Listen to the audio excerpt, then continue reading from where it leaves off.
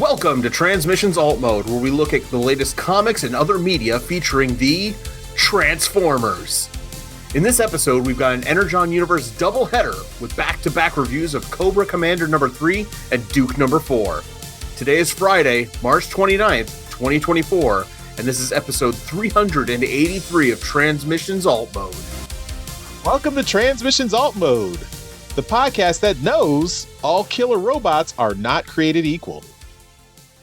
I'm your host, Charles, aka Big C, and I'm joined by the excellent Transmissions team. The amazing and awesome producer and editor, Mike.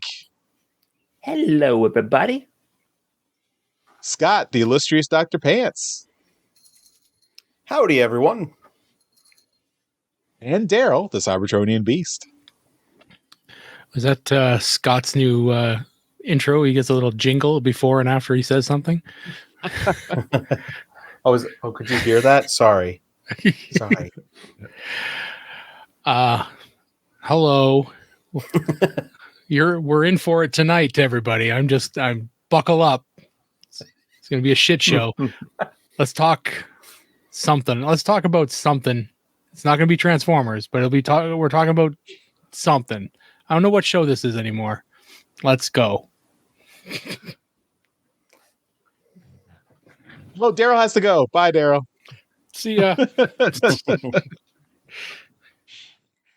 As always, we start off the show by thanking our Donatreons, those lovely people who support us on Patreon and PayPal, and who asked us to continue to review the G.I. Joe part of the Energon Universe. Wait, did they? That thing? Yes. Who are they? I want their names. Was Charles' wife. No, she doesn't pay money for this.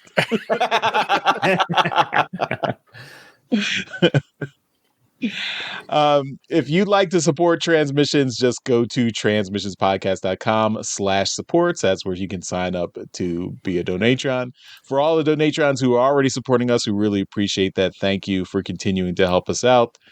And we continue to provide those extra perks and benefits, including We Like Big Bots, our bonus show that's done by Daryl and Dr. Pants. More Big Bots coming in 2024, we hope. We'll see. So keep begging them, keep harassing them. Don't harass them on social media. Definitely a maybe, possibly sometime. Right. Yes, I agree. But what isn't in doubt is that we are getting more Transformers Empire of Rust, our Transformers live play RPG podcast. And that continues to go on. We had the Rustford Files intermission between season 2 and season 3 of Empire of Rust, and now season 3 is in full swing. We've had 2 episodes out, episode 110 and 111. 111 just came out this week. Thank you for revving. And the team has gone to Earth and are getting into some new adventures on Earth. So we're going to see where that goes, where that takes us. If you are a Donatron, you can get access to episode 12 in just a couple of days, next Monday. And episode 12, the bonus version, will have extra content that is cut out and edited out of the regular version. So you will be able to listen to that very soon, and a week before everyone else gets the regular version of episode 112. So lots of good stuff coming your way for Empire of Rust. Anything to add, Mike, since you're here? It's a great time. That's all. Absolute Right. great time. Listen to it. Especially if your name is Daryl. Listen to it. I mean, it is a really good time. Everyone who's not listening should listen. It's a lot of fun. It's a good cast. It's worth it. It's fun. All our other listeners named Daryl will check it out. Just not this Daryl. Mm-hmm. This Daryl's too busy. You can also continue to save 15% off at our friends at toyhacks.com with that code LUCKYBOTS. This code will last for just a couple more days till the end of March, and then we'll have a new code starting in April. So make sure if you're getting anything from toyhacks.com, just save 15% off with our code LuckyBots. That helps out transmissions and gets you a discount at toyhacks.com. And they are still celebrating their 25th anniversary of Repro Labels. We've also got our Transformers, Skybound Transformers #1 comic, our custom cover with artwork by EJ Sue. That is available on our website at transmissionspodcast.com/comic. You can continue to buy that. We will have some available at TFCon Toronto. So if you're going to TFCon Toronto, we'll be there, and you can get the comic from us right there. You can pre-order it on our website, or you can just order it directly there, and we will ship it to you if you can't make it to TFCon. So check that out.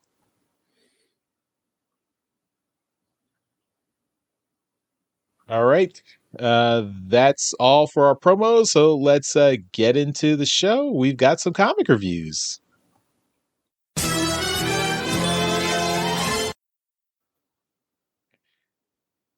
All right. So, yeah. These comic reviews are not Transformers comics, but we had, since we had the break in TFCon, we got a little bit, we just got a week out of sync. So I had the brilliant idea that we should double up on our G.I. Joe comics this month. Just get them right out of the way in one episode. So we've got Cobra Commander #3 and Duke #4. So we're gonna speed through reviews of both of those comics, and we're gonna talk about them. These are going to be spoiler filled, all spoilers for both comics. So make sure you've read them before we get into the issues. So we're going to start off. We're going to talk about Cobra Commander #3. We're going to start off there. This is the Dreadnoks have captured Cobra Commander. So lots of stuff happens here. We've got a few covers here. Of course, the Energon Universe has more covers than we can shake a stick at, so we're not really going to go over the covers, but let's get into the story. All right, this is Cobra Commander #3, writer Joshua Williamson, artist Andrea Milana, colorist Annalisa Leone, letterer Russ Wooten, editor Sean Makowitz, logo and publication design Andres Juarez, and production Jillian Crabb. So, in the Florida Everglades, Cobra Commander's bodyguard wanders the swamps looking for him. The bodyguard is pissed that Cobra Commander turned off his tracker so he can't locate him. As he continues through the swamp, a python tries to attack him. The bodyguard effortlessly rips the giant snake apart while cursing the reckless, missing commander he is supposed to protect. Meanwhile, Cobra Commander has found the source of Energon in the swamp, but he's also found mutated alligators that are dragging him down to the bottom of the lake. One alligator has a strong grip on his arm and shoulder and isn't letting go. The commander pulls out his pistol and shoots the Energon-infused gator in the head, but the gator shrugs it off and continues to drag him down.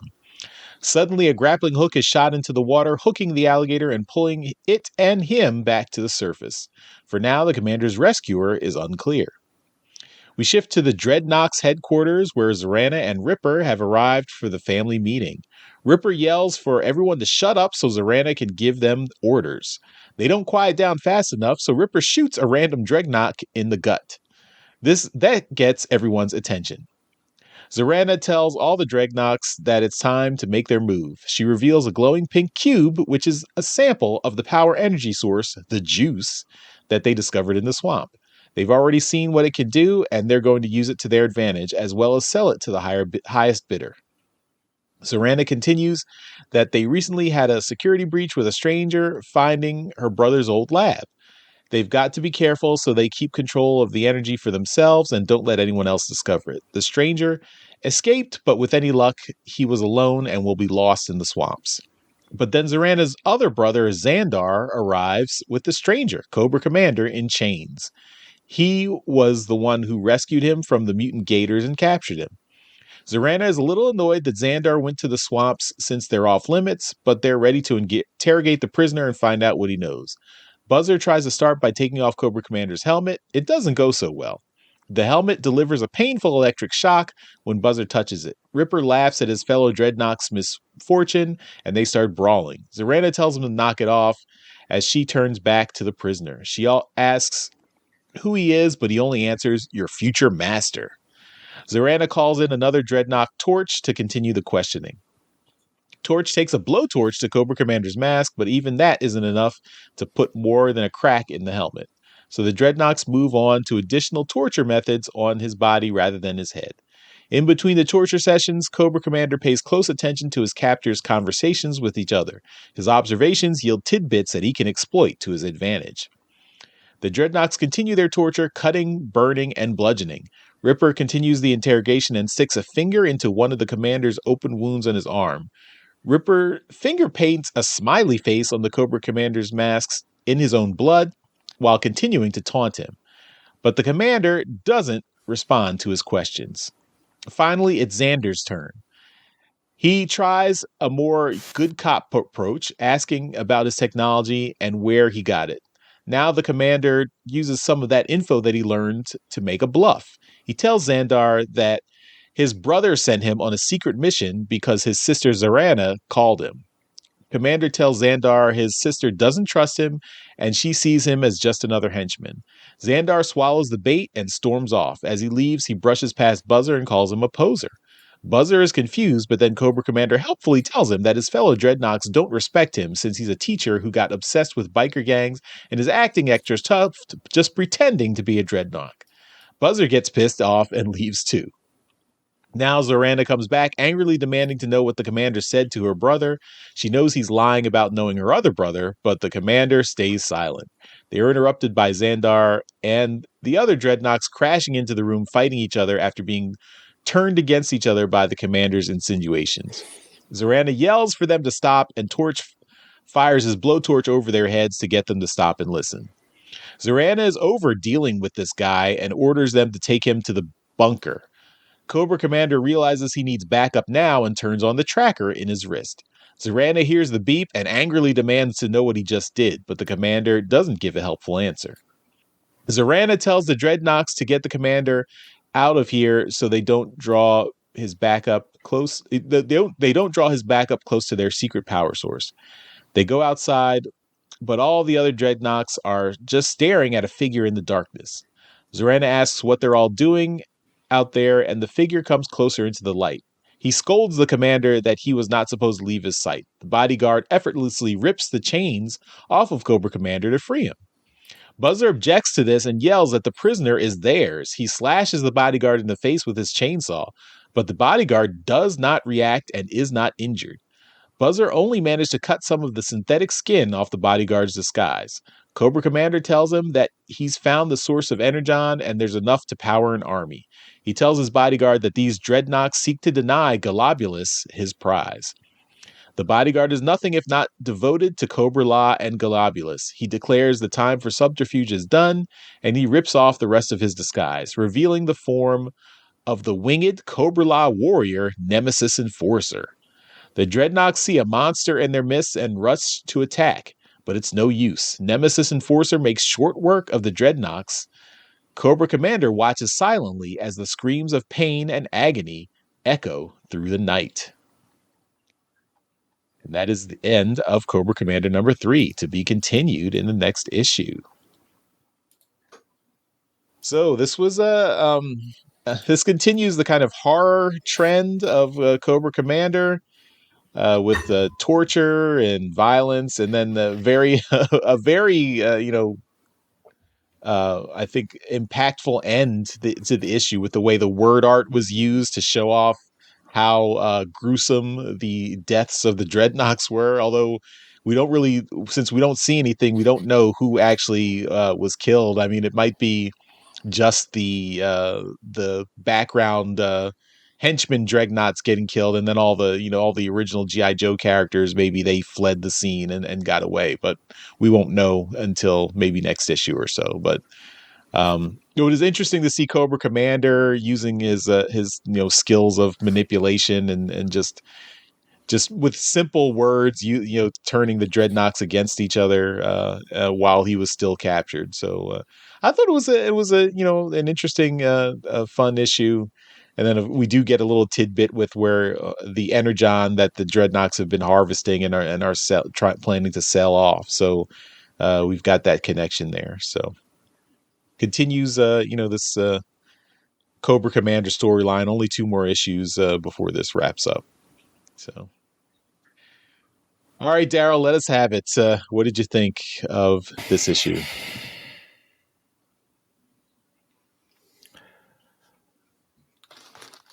All right. The connection you speak of, this Energon, it's a fully formed cube that you see. How did they make it? How did they refine it? Where did it come from? Any of these answered? They just walk in with a fully formed Energon cube. In the regular Transformers series, everyone's having problems, manufacturing this stuff, getting a way to get Energon. The Dreadnoks just walk in with it. Oh, we got this magic juice. Screw that, Charles. This is bullshit. But this was already teased in the last issue. It's in the swamp. It's a mystery. We don't know where it came from. It's just a mystery. So just a fully formed Energon cube is just hanging out in the swamp. No, we don't know. We don't know. I mean, we don't know. So Daryl, if you don't get, when something is introduced, if you don't get immediate answers to the story right then it's bullshit, and any future explanations are invalid. Yes. When it's G.I. Joe, when it's G.I. Joe, it's bullshit. Yeah. All right. Is that your only complaint? That the connection that you're using is bullshit? Yes. That's my main complaint.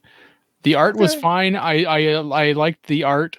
The word, bubbles or the word art used to describe the scene was very similar to how the last Transformers issue was done. So I liked that. I don't know any of these characters, so when this winged warrior or whatever kind of blew up, I'm like, oh, okay. I don't know anything about this guy. Am I supposed to be impressed? I don't know shit about this guy. And if this is a horror comic, show me him tearing everyone apart. I want to see that.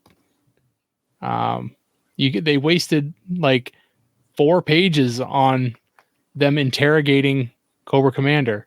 You couldn't spare 1 splash page on him just mutilating a bunch of guys. Like, give me something here. I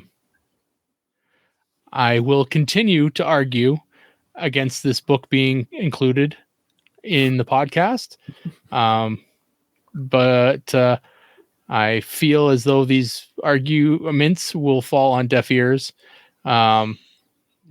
The announcement obviously came. I don't know whether we were talking about it or it was handled during the show where we were away, that, there are more G.I. Joe books coming.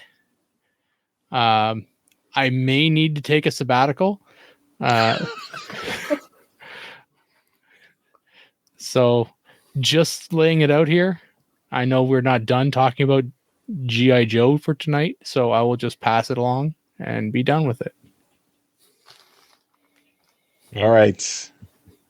Mike, we'll go to you. Me? Well, this was unexpected. That we were going to talk to you? All right. I don't think I've been on during any of the Joe. No, I was on during one of the Duke ones, but not Cobra Commander. I think I have a similar complaint to like a lot of the books that I've read here from Skybound, and it's while each individual issue and even like the story arcs themselves, they're okay, no problem with them. They're competently written and entertaining for what they are. I do tend to disagree with the choices that they make in it.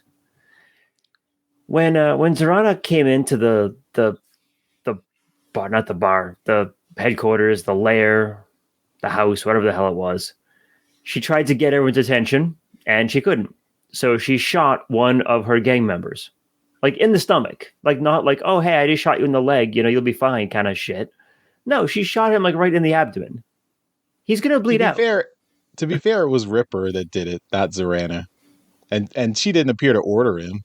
I don't know. He's just violent.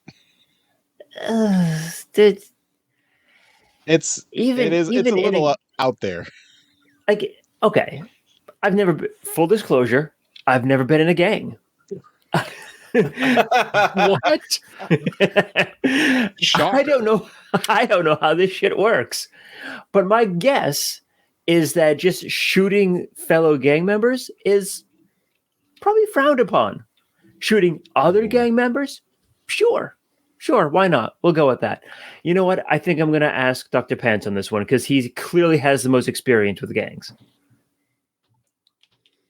Does work in the No, you know what? When it's an unnamed character, we have no problem shooting them in the stomach to make I know, right?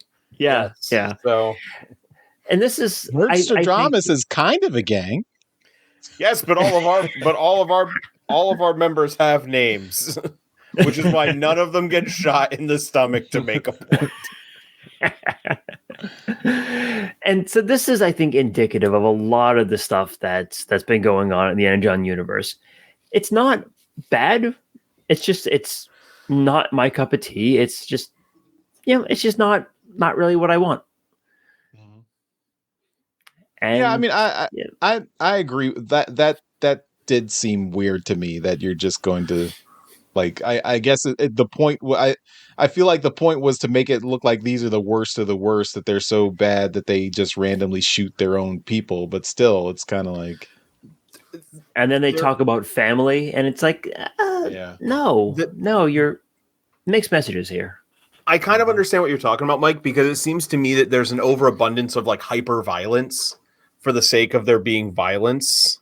Not just in the Joe books, but in like in all of the Energon universe, it seems like there is this overabundance of violence for the sake of violence, to be like, oh, look, it's an adult take on this subject, so we have to include all this violence. And I agree with you to an extent, and I definitely saw it more in this book. But I mean, when it gets to me, I'll say my piece. But I do agree with you here.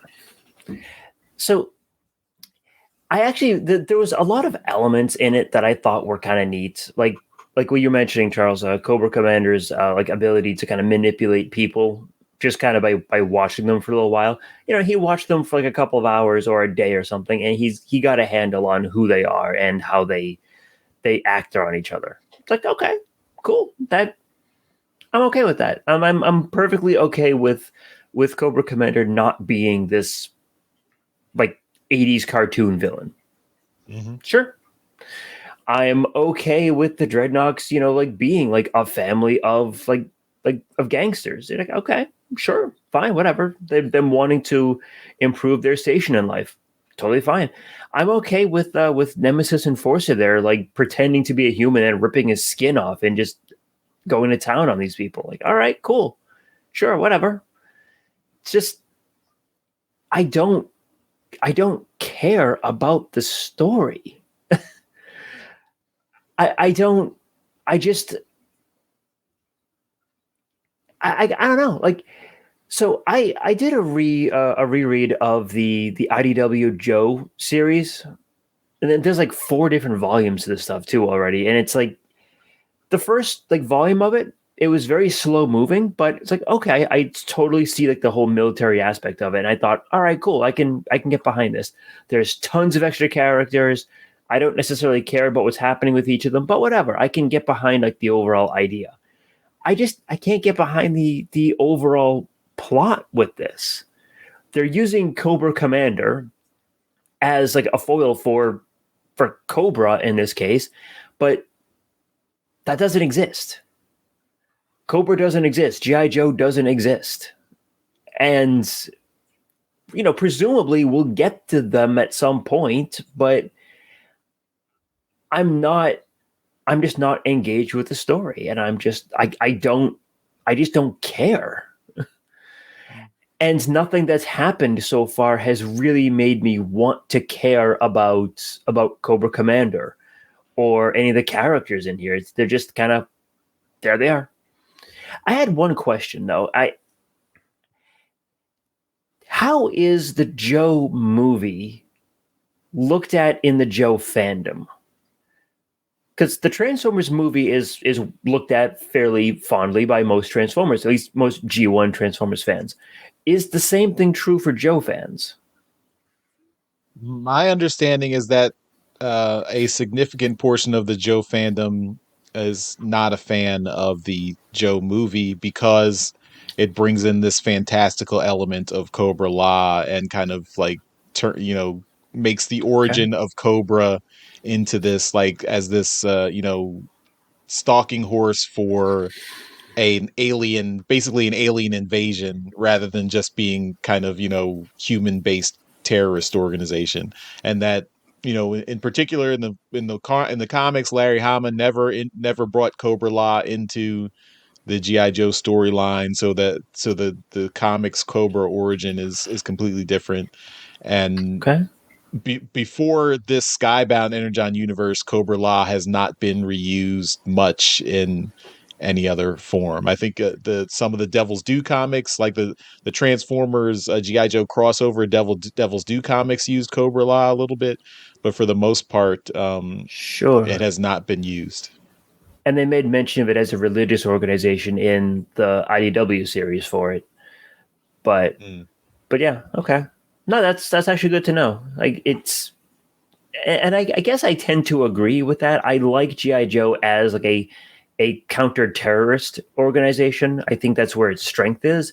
And when you start trying to make it into like the cartoon, it kind of loses some things when it starts adding like the weird, like fantastic elements to it. I don't know. I mean, I don't have a strong opinion either way, but my thought is if you're going to have a shared universe with Transformers, which are already like giant alien robots, adding in, this weird kind of reptilian society on Earth is less out of place than if it was just a straight, military comic. So yeah, I'm not super invested in the Joe storyline either, but I'm still enjoying the ride. So I think the last thing that I'll say about it is when, like, if you're having a G.I. Joe comic and the main antagonists are Transformers, I'm okay with that. It's a weird bit of genre blending because I don't think that the two shows, like, even though they've crossed over plenty of times and it may seem like it's a good fit to cross over, I really don't think it is. Because G.I. Joe, again, I think its strength comes from its military background, like storylines. I think it really shines with those. Transformers, I think, shines with a lot of like the space opera stuff that at first came around in the Marvel comic and then later in IDW and later cartoon series and movies and everything. So I think it works best when you have that kind of larger universe. And the two, like when you have like those two kind of focuses on it, the two just don't mix well. That's fair enough. Yeah, I guess we'll see how Skybound handles that, because that's something they're going to have to deal with pretty soon in the future. The only other option is to keep Transformers as an on the ground kind of survival story, in which G.I. Joe actually has the capability of defending the planet against them, like if they go violent. Otherwise, it's like It's ridiculous. It's an alien. It's an alien invasion force. You know, it really Yeah. can't be stopped that easily. And Anyway. we're already we know that Skybound has ambitions for the space opera stuff because they started with Void Rivals, and Void Rivals is already going in that direction. And eventually, there's going to be some touch point between Void Rivals and the all the Earth based books. So, yeah, I don't know what their plans are there. We'll see. All right, Dr. Pants, what were your thoughts having not read the previous issues of Cobra Commander? So going in blind, I was like, "Whoa, what is going on in Cobra Commander?" Overall, I agreed with Mike a little bit that like it seems like in a lot of these Energon Universe books, there's a lot of hyper violence for the sake of hyper violence. In this one, I mean, you have the interrogation scene. And you do get to see, and that leads to then Cobra Commander displaying his whole, if I observe them, I can manipulate them, which is a cool scene, and it's really cool to see Cobra Commander like do something like that. But I will say that scene feels really cliched. I feel like we've seen scenes like that so many times where the person being interrogated or tortured is just listening to the people bicker and then use that against them to get out of it. But none of it that did not seem like it helped him really get out of it. It wasn't until he hit the tracker button, and that's what made them go, "Oh, let's take him out," and then he got rescued. So the whole using their bickering against each other, it didn't really help them, it seemed. I don't know. Also, did anyone else get really strong, like we're trying to make a Joker connection vibe here with like painting the smiley face on him and then like the way the word art is used in the last page, like the help and like I feel like it's trying to be that ha kind of like graffiti style. And it felt very, very much like it was supposed to be the Joker from Batman and not Cobra Commander. I don't. Interesting take on it, certainly. I don't get that vibe, but that's an interesting, it's an interesting point. It's just the way it felt to me, but I'm not the biggest Joe fan. I was as a kid, and like honestly, I didn't keep up with it. I don't remember a lot. I forgot about the Cobra Law stuff till you just brought it up. So thanks. But welcome.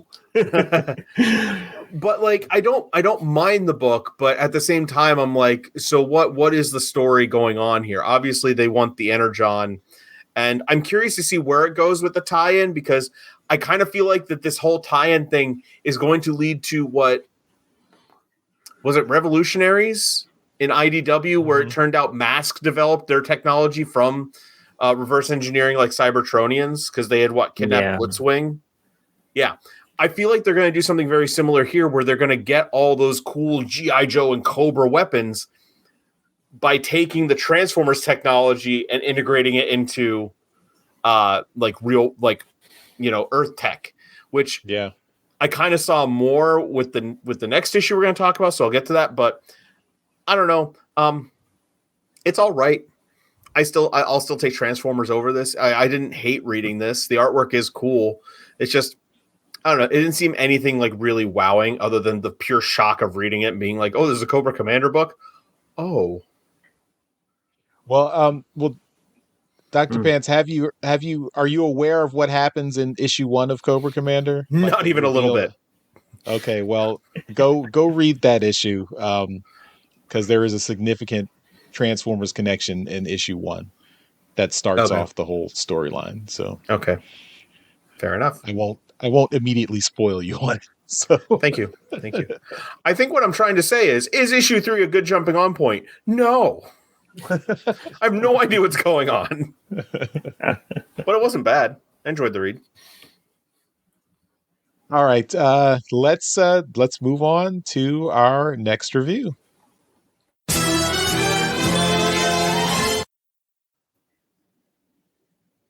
All right, so next issue that we're going to talk about is Duke number 4.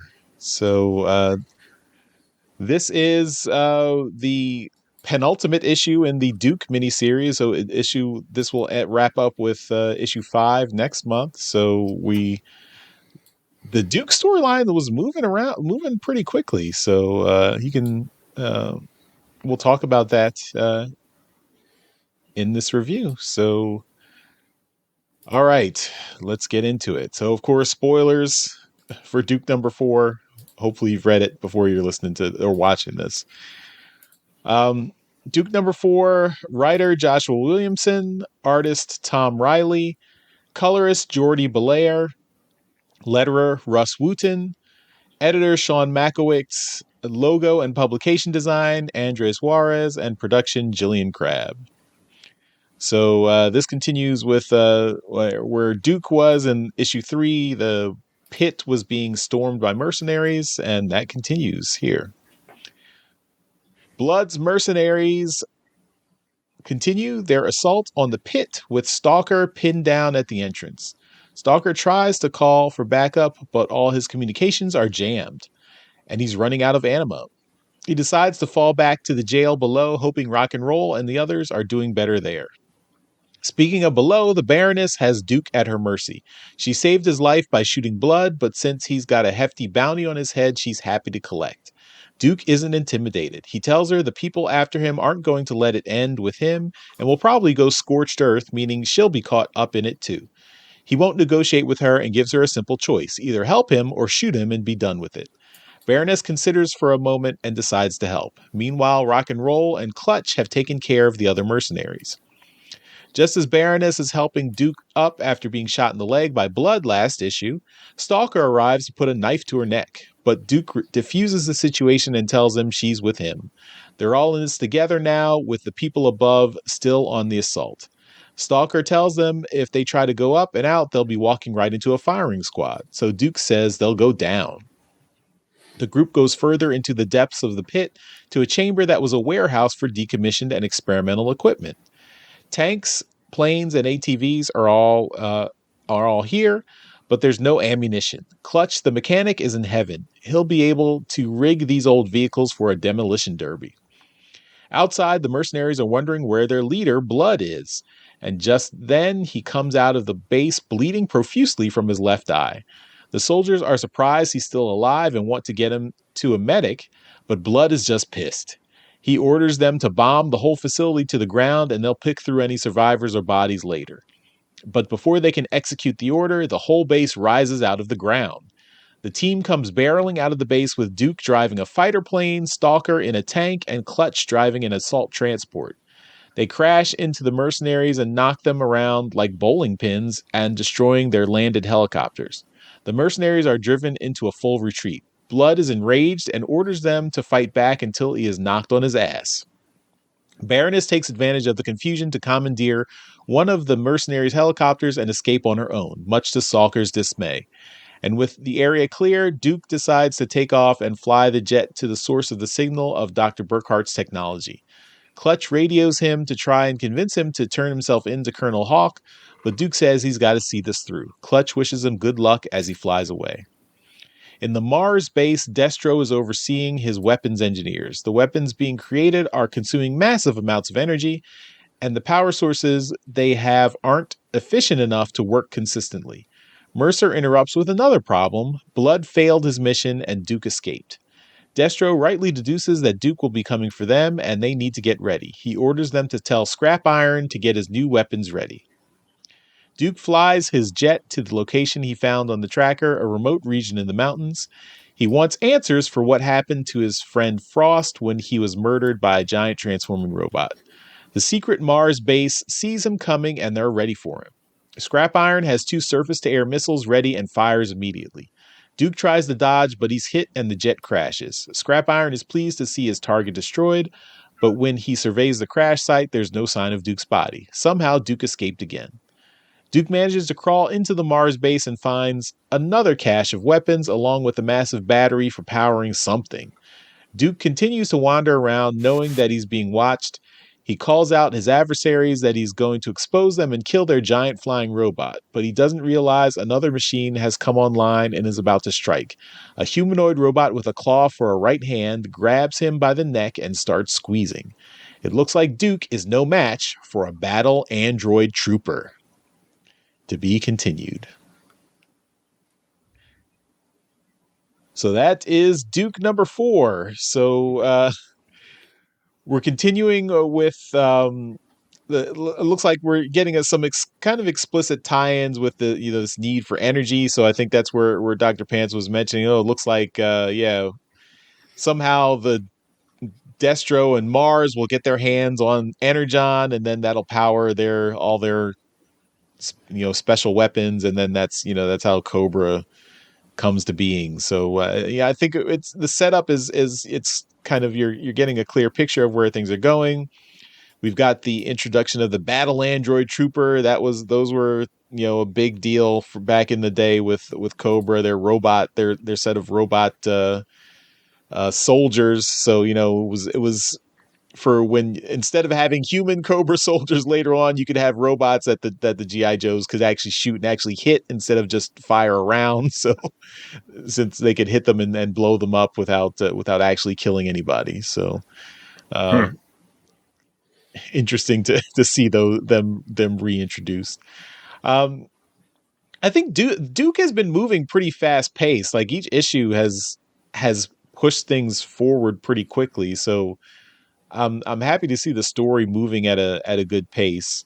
Like in this story, he goes from escaping the detention center and those mercenaries to already getting to finding the secret base with the with this technology that he was looking for, that he incorrectly assumes is connected to Starscream killing his friend back in Transformers #2. It's funny that Duke has been set on this mission crusade to infiltrate this technology company, all because he thinks they're behind the death of his friend, when they're not connected at all, really. So it's just funny to see that continue. But I enjoyed this issue, and I'm curious to see how they're gonna one more issue to wrap everything up. I'm curious how far he's gonna get to.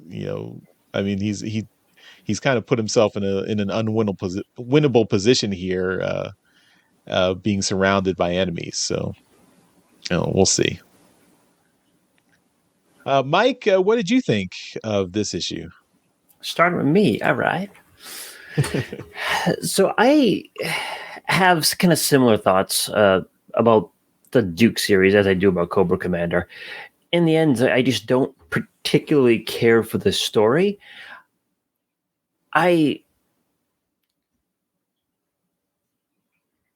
It's certainly an interesting and a new take. I'm not just talking about this issue here, but just kind of in general, like the Duke miniseries.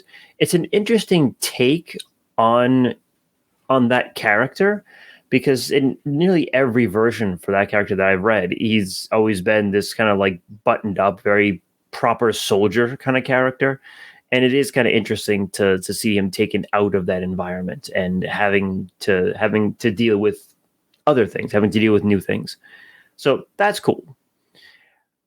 It's almost a little tragic, because by the time we get to the end, like he's off on this quest to find out, who killed his friend, not realizing it's just it has nothing to do with humans at all.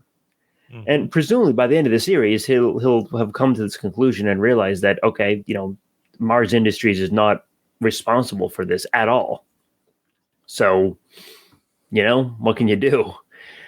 But I guess it just kind of leaves me as like, meh. It's okay, interesting. It's not something that I'd recommend to anyone else. It's not something that I would go back and read again. It was an interesting read for what it was, but once it's done, I don't think I'm ever going to go back and read like the Duke series again. I mean, I could say the same thing for Cobra Commander too, unless something changes in the next few months. But was it who said that? Who had said that it was 5 years or something later, past Transformers? Is that the time frame for this, or is it? No, it was like the first issue was 6 months after the incident. So So we're 6 months past where the original Transformers story arc took place. So I guess the assumption is that the Transformers in 6 months have not revealed themselves to the larger population on Earth. So Yeah, I guess so. Yeah, just again, I think meh is kind of like the big response from me. And again, I'm not a Joe guy either, so maybe it's just not the target audience for it. But no, just it is what it is. It's not it's well written. Action is kind of nice as a standalone story. Cool, great. I don't care. all right. Daryl, do you care even less?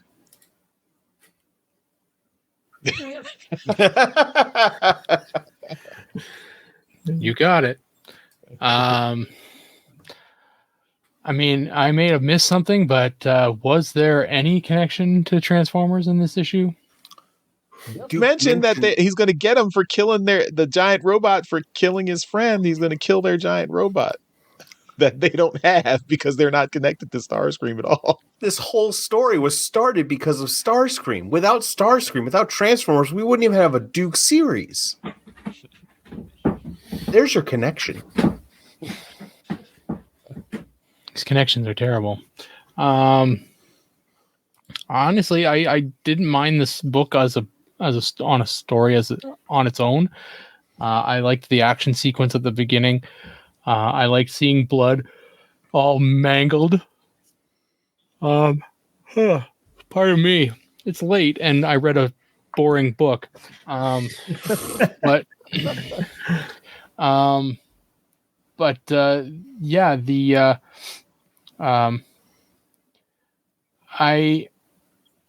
I mean, I know that Duke is supposed to be some kind of like superhero. I'm interested to know how he survived a plane crash without any kind of like parachute or anything. He was flying that Tomahawk with like in a t-shirt and cargo pants. So he's maybe he's superhuman. He's also shot in the leg too. That's true. Apparently, yes, he's very. It apparently just stops bleeding on its own if you the cabin gets the cockpit gets pressurized, and that does something to the bleeding, right? I don't know. The book itself was fine. I don't. I don't.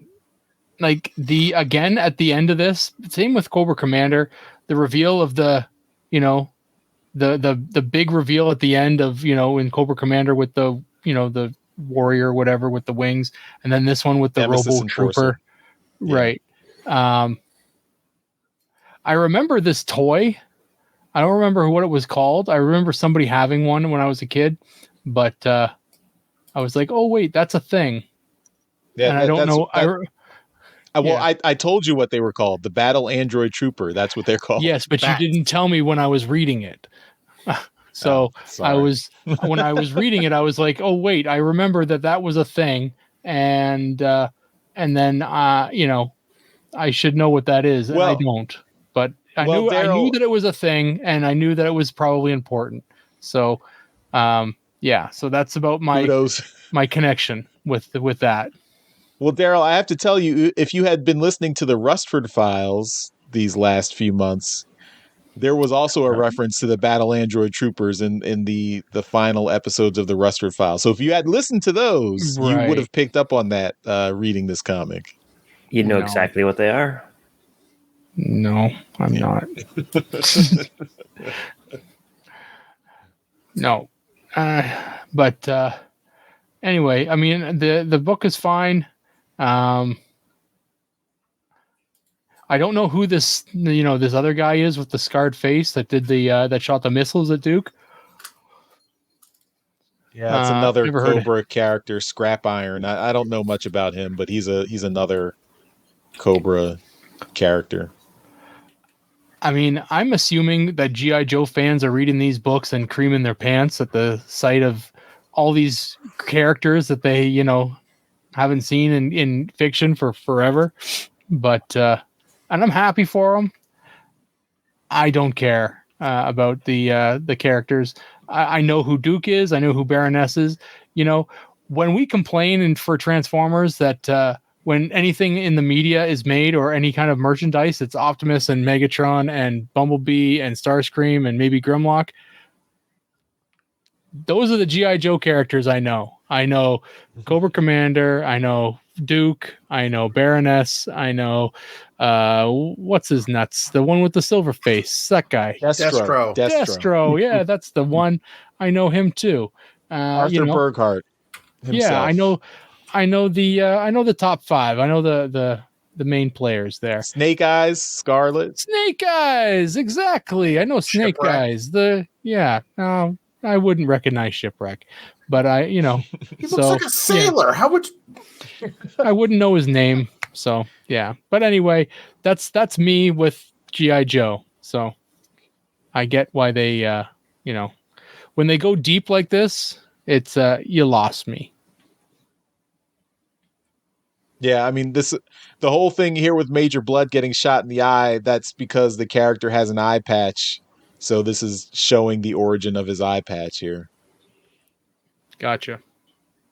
So. All right, Dr. Pants, having also not read any of the previous issues of Duke.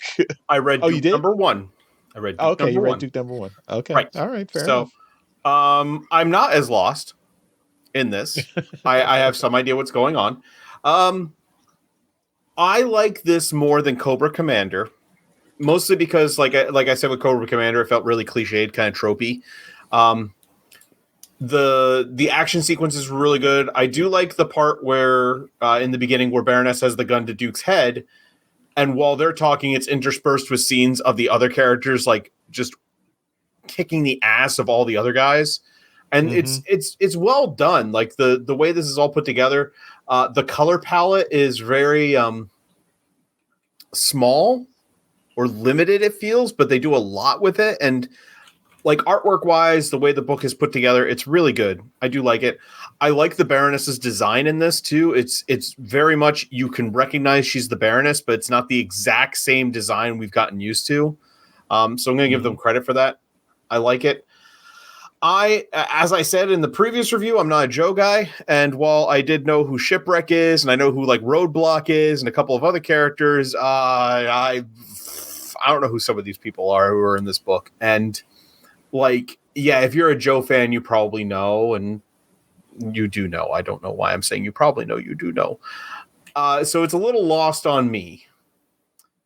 But again, the action is really cool. I do like that. I like them talking about, the energy needed for the weapons, because again, that just goes into my theory that they're just going to take the Transformers technology, specifically the Energon, and they're going to create Cobra. When they talk about though, like Duke and his comrades, they find the vehicles and they're like, oh, they're all old and decommissioned and whatnot. And some were experimental.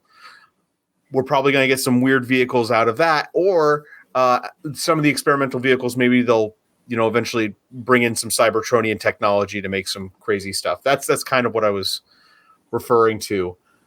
As far as Duke getting out of the plane, I look through this so much to find any indication of how he got out of the plane. And the only thing I can see is when, I'm sorry, what was his name? Scrap Iron. When he goes up to the plane, you can see that the canopy's been blown off. So I'm only assuming he ejected at the last second, the ejector chair or something, and maybe the parachute was on that. I don't know. The last scene against the Bat, the battle android trooper. I know that character too. I forgot what it was called. I'm just like, it's a Cobra robot, but it's not Snake named. It's something else that's sillier. And then when you said battle android trooper, I'm like, Bat. That's right. Yeah. Why did they call it Bat? Could they not come up with a snake pun? Like, why not BOA, battle operated android?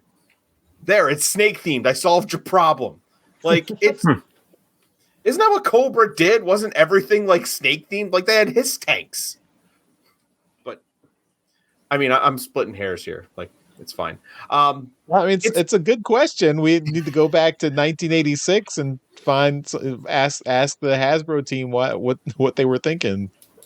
Yeah, I mean, there's plenty of snake names you could have used, plenty of snake words. I'm sure you can come up with something. I like Duke overall better than Cobra Commander. Now, granted, I have not read through the full, all the issues of each one, but based on the issues I've read, I do like Duke a little bit better. Granted, Duke is just on this like murder spree of, you killed my friend with your giant robot, therefore I want to kill you. And it's a story of vengeance and everything. And I'm kind of curious where it's going to go to. But I don't know. It's fun. It's fun. Like I said, I kind of like the way the book's done. Art-wise, composition-wise, it's cool. Yeah, although I question why Duke is like going off with no backup, no support. He's gonna go single-handedly. He's got shot in the leg. He's gonna go single-handedly into this facility and do something. Like, how does he expect to walk out of this alive? I mean, why would he expect them to not just kill him? I don't like. I have a theory, and that theory is that he's not actually. He didn't actually intend to tell them to go by themselves. I think he said that while the Baroness was around, so that it didn't get leaked out that he had other help coming in any way whatsoever. And instead, he's planning on them to show up in some secretive way somehow. And he's not going in by himself. Okay. But listen. Otherwise, this just turns into an action movie and he's going to die hard this. Which is cool, too. By all means, die hard it. John McClane the hell out of the Mars base. But, we just got to wait and see. Yeah, I mean, I just, it's going back to well, are we 80s cartoon villains or are we competent villains? Because if a random dude comes into my secret lair and is like, I know you're watching me, I know you can hear me, I'm going to expose you, I just say, okay, henchman number 2, can you shoot that guy in the head, please? This is a problem for us. There's no additional work to be done. To be fair, they did send one thing after Duke to start, and it is the bat. Now, granted, the bat, it's probably a test run for it to see, can it handle one guy?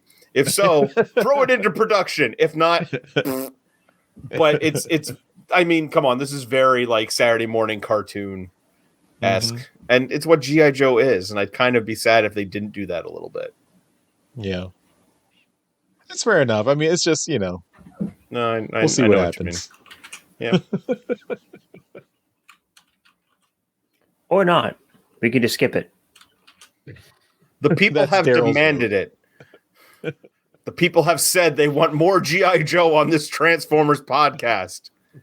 And honestly, it might just be because Daryl is so against it. The rest of them are like, let's piss Daryl off.